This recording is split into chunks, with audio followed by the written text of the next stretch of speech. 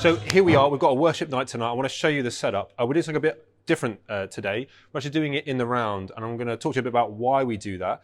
We wanted to have participation as our primary aim for our worship nights, and so we want people to look into the centre. So why don't you come and join me to see how we've done it. So one of our values was we wanted to make things simple as well. So you'll notice it's all quite monotonic. There's not a whole bunch of color going on. And some of the technology is relatively quite cheap and easy to use, but we want to make it simple to set up. This is a temporary venue. We've come in here this afternoon to set up, and tomorrow we're going to strip the whole thing as well. So I'm going to talk you through some of the systems that we have. So first of all, you're going to see we've got the band in the round. We've got traditional band, drums, bass, electric, acoustic.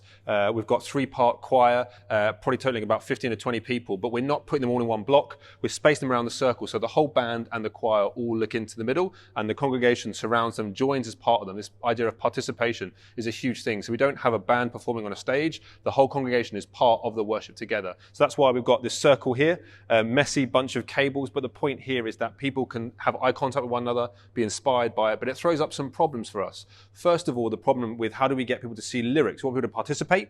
We want them to hear to know what we're singing. So to solve that, we've got a number of monitors, TV screens around the room. We've got two 50-inch TVs in either side here, and we've got actually today a large format projector against a projection screen where usually we'd have a big format TV, but someone dropped it this afternoon. Things like that happen. So we're just rolling with it. We've got to borrow that for today. But the idea is that we just have long HDMI run cables to the monitors, straightforward, pro-presented lyrics, the same software we use every single week, and just plain text on a plain background, nothing fancy. We want the attention to be on worship, not on some kind of production element as well. So some people might say that you can't run HDMI very long distances. It's true. The longer you run, the more temperamental they are, but we've done this setup before, so we're trusting that the signal strength is sufficient. We use a few HDMI splitters, relatively cheap HDMI splitters, just to get the signal. Single signal output from a laptop, super simple, split to the different screens, not doing multiple outs, that kind of stuff, just keeping it simple and easy. So that's a bit of the display. I wanted to quickly show you the instrumentation setup that we have over here.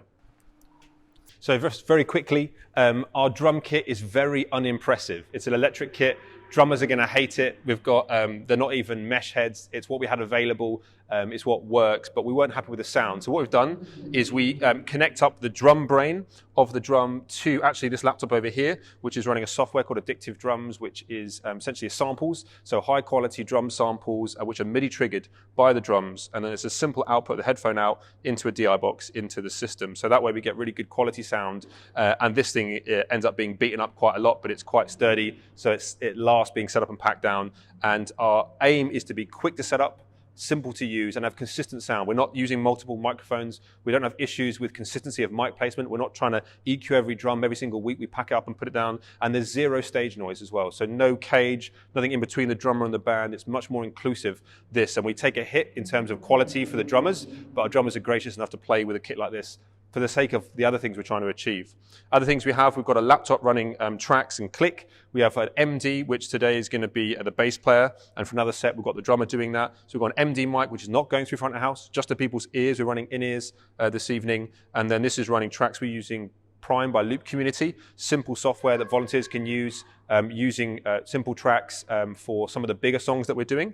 And then we've got 3 wireless mics. We've got the Sennheiser digital mics. I think they're the EWDs, I think they're called. I'll have to check that. But the digital wireless mics we're super happy with. You'd think in a room like this you'd get loads of feedback loops from there, but actually we've been really impressed with them. Simple to set up, simple to use, and consistent, which is great for what we want to do. So we've got 3 wireless mics, we've got 2 wired mics. We're always using SM58s. We've had them for some of them for 10 years. They won't give up, they won't die, so we just keep using them. The setup for the other instruments, you can see prepped and ready is really simple stuff. These are Behringer DI400 DIs. They're built like a tank. Simple. Volunteers don't get confused by them. Just plug in one side, XLRs out. Great. So we're going to have an electric guitar player in this position. They're bringing their own effects pedals with an amp modeler. No live amps in the room, which means no stage noise, nothing to fight against. So it's quiet stage. They bring their own amp modelers. And then we have these. This is our in-ear system. Super simple. The Behringer P2 headphone amp with a volume on top and a 3.5mm input. They convert XLR outputs from our mixing desk into 3.5mm. you are cable tied in, but these are super cheap compared to a wireless system. And so we're going to be running these tonight, which we use all the time, battery powered, and they work great. And then a position for acoustic guitar, same setup, exactly the same. And then the keys rig. Keys, super simple. This is a semi-weighted keyboard by Yamaha. It's crazy cheap for what it is, but it's solid. And then our keys player will bring their own laptop. They'll run main stage for tonight. This will be then a MIDI controller, similar to the drum kit, into a laptop, 3.5mm out of the laptop, out into a stereo DI box. You could have used 2 of those Behringer DI 400Ps, but we're going to run out of this radial, slightly nicer radial stereo because we had it. And that goes back to our sound desk. And every station has these same Behringer P2 headphone amps, which is super great. Then we get to our the brains. This flight case here, can't recommend enough getting a proper stage rack. This was custom built for us. It was expensive, but it houses all of our gear, which means when we pack down and set up every single week, this thing keeps everything safe. And just to quickly run through what's in here. At the bottom, we have the amp for our regular speakers. This is actually quite an expensive D&B Audio-Technic sound system. It's one of the entry-level amps they have. We're not trying to power it for a whole stadium. It is just a room for about 300 people here today. Above that, we have the brains. We're using an X32 rack, a Behringer X32 rack. We don't have, get this, a physical mixer desk. We just have an app-controlled or a laptop-controlled rack-mounted unit. And that's because we don't want to have to bring in a ton of kit week in, week out. We don't have to run tons of cable everywhere. So we have a rack-mounted unit which has the 16-channel inputs and 8-channel outputs on the actual unit. And in a minute, I'll show you the SDA expansion stage box that we use to get the extra I/O that we need, the in and outs. But this rack we've fitted with additional power strips, just simple extension power strips. And that means that we have all of the internal powering is all turned on by one cable. So if you come to the other side over here, we have a power conditioner here, which has got a single input. And then we turn that on, and this unit plus that power extension powers everything up in one switch. We're not going through and changing it. And actually, the amp has the ability to, it starts with mute on, so we don't have to worry about sequencing to turn on the amp. There's mute buttons that are automatically muted. So when we're ready to go and have to switch on, we can unmute the speakers at that point. This side of the rack, we actually have a custom patch panel that we made ourselves, ordered things online, and then made them. So we have a little label strip telling us where all the inputs and outputs are. Easy for our volunteers to grab hold of, grab their cable, they know exactly where they're plugging into.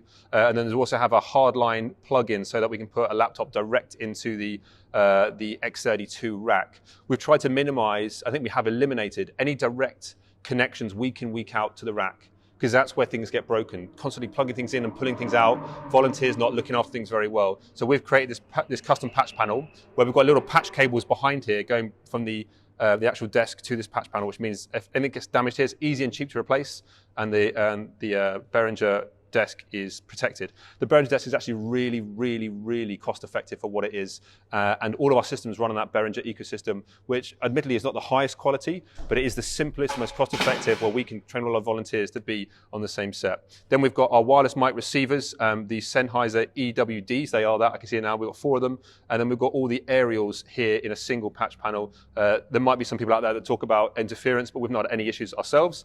And then what's nice about having a rack is you can actually store things in there as well. So we bought one of these pre-made foam housing, so we can house all the microphones simple and easily week in, week out, including battery storage, so that stays safe. We've got another tray which houses all of our DI boxes. We've got a hot shot switch for MD Talkback. We can talk about that later on as well, and a few other bits and bobs. And this is my pride and joy. This is our charging tray. So what we've also done is we've integrated some power cabling and some of these simple rechargeable battery charge trays. And so as soon as this unit gets turned on, this whole rack gets turned on with that one plug, these start charging up. Same thing for the iPad that controls the desk. It's in here, plugged in, so that as soon as we set up, they start charging and the power gets done there. So I can talk about that later on as well. But that's our flight case running sound. And then I think lastly we'll talk about is the speakers. In the round, one of the challenges is trying to get good audio coverage without causing feedback into the microphones. And so we have our kind of sound desk over there where the guys are set up, and we have 2 speaker sets. We've got a pair of really simple Yamaha Stage Pass 400s. They're not fancy. And we've got subs just behind them, positioning of subs shouldn't be too much of an issue in a room like this. It's unidirectional. But the speakers we've got, so the spread is covering the people and avoiding the middle central circle here. The band doesn't need to hear themselves because they've got in-ears themselves. They control the in-ears. That's one thing we'd actually say. With the Behringer X82 rack, you can have up to 12, I think, wireless connections, so people can control their own in-ears, saving the stress of the sound guy trying to control people's ears. People have their own app on their phone to control those, which is brilliant. And then the other side, we actually have a pair of Mackie SRM 450s, and the subs are both the subs are the Mackie SRM 1550s. And we do have the option for these FBT fills if we want to cover that, but we probably won't use them too much. That's the rundown for our worship night. Worship in the round. We can talk a bit more about why we've done that, but the idea is simple, effective, and easy for volunteers to use. Setup is quick and pat down is quick, so that people can do what we're called to do and without any interruption or distraction, and that's to worship God. Thanks.